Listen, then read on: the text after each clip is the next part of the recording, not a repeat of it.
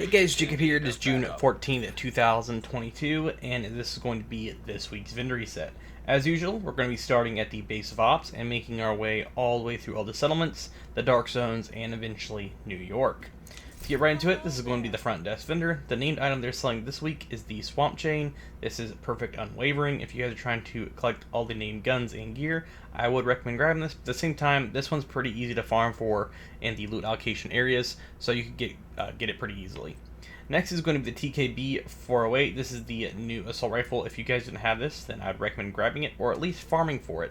The talent on this steady hand isn't that great, but if you're trying to find one or just have the new weapon you're new and you want to test it out and to see how the recoil is and how fast the rate of fire is and see if it's a gun you really want to farm for and actually use, then I would recommend grabbing it and testing it out and seeing if you enjoy it or not. But other than that, that's going to be really about it for the front desk. If you go under the helipad or around it, because you can go around it, and go to the double doors right here, and you'll see the clan quarters. Shout out to DOD and Kamikaze Von Doom. Take it right here, and this is the clan quarters. This week they are selling the Carnage. This is the named Negev, so if you guys, like I said, are trying to collect all the named weapons and gear, I would recommend grabbing it. They're also selling max rifle damage if you guys need that on this Police MK17. I'm going to scroll through the rest of these items if you need them. I'm going to point out these Grupo Sombra knee pads, especially if you are new and trying to make a critical hit build. I would definitely recommend grabbing these and rolling headshot damage off for a critical hit chance, or something like Hazard or even Armory Gen.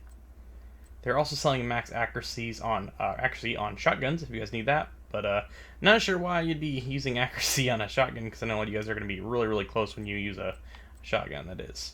Next is going to be the Alp Summit gloves, which I'm definitely going to recommend. For one, they have almost max repair skill and skill haste already on them, and if you're just running the one piece, you will get basically 40% repair skill if you're going to be using this on a healer build. So if you're trying to use a healer build, you can use the chest piece, which I would recommend using that instead, unless you don't have a chest piece and you're using the Future Initiative chest piece. You could use these gloves to pretty much get 40% extra repair skill, but I know a lot of you guys are going to be using the Alp Summit chest piece. That way you can get the roll and also the brand set and also put a mod on there as well. But other than that, that's going to be about it for the front desk vendor and the clan vendor. The next vendor on the list is going to be the Theater Settlement, which is located on the right side of the map. Now, there's only two settlements, sadly, that we have in DC, and we have one in New York, and this is going to be the first one on the list. As soon as you spawn in, just turn around, and this is the vendor. This week, he's selling the Surge, and this has pretty basic stats on it with perfect spike. Like I said before, if you're trying to collect all the named guns, I'd recommend grabbing this one. But at the same time, these will cost you 15,000 credits, so if you're low on credits, then you can just farm for it in loot allocation area, or just play Countdown, and I'm sure you're bound to get it. Next is going to be the Resolute MK47, which has max rifle damage if you guys need that on this weapon as well. But other than that, that's me about it for the Theater Settlement. Next is going to be the Campus Settlement, which is located on the left side of the map. This is going to be the next settlement, and as soon as you spawn in, you'll be thrown right at the gate. And as soon as you get to the gate, just run straight until you hit the tree and take left. And as soon as you take a left, you will see the vendor right over here. You want the best gear? This week she is selling the Carnage as well, so if you guys are looking for the Carnage, now you have two options if you guys want to pick this up. She's also selling max damage charge self cover if you guys need that on an LMG. But other than that, that's going to be about it for the Campus Settlement.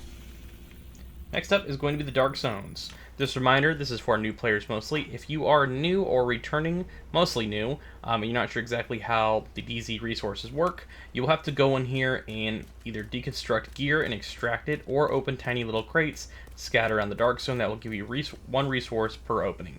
And if you can deconstruct gear, you can get multiple resources for deconstructing and then extracting it, and essentially that'll be thrown in your stash box, which you can use to buy at these vendors.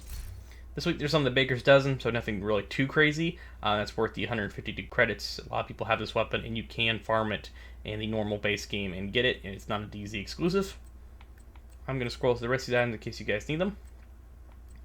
But overall, that's going to be about it for DZ West. But if you are trying to buy anything from these vendors, you will have to go into the dark zone and get resources, which if they are on your back in your contamination bag, they can be stolen by other players, so just keep that in mind. But if you do pick them up in the tiny little crates, then you won't have to worry about that. If I don't have it, this is going to be DZ South, and this week she is selling the Swamp Chain as well, which definitely would not spend the 152 because you can get this in the normal loot allocation area as well. And doesn't really look like she's selling anything that's a max stat either.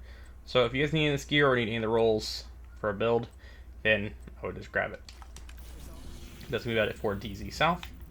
The final dark zone on the list, which we are going to go to the door first, because this one takes a while to run to, because it has a very big gate at the very, very beginning. So as soon as you spawn in, it will throw you in a loading screen depending if you go to the checkpoint, or go straight to the main entrance, which is the big door. Just turn around, walk out the door, go left. And this is the DZ vendor.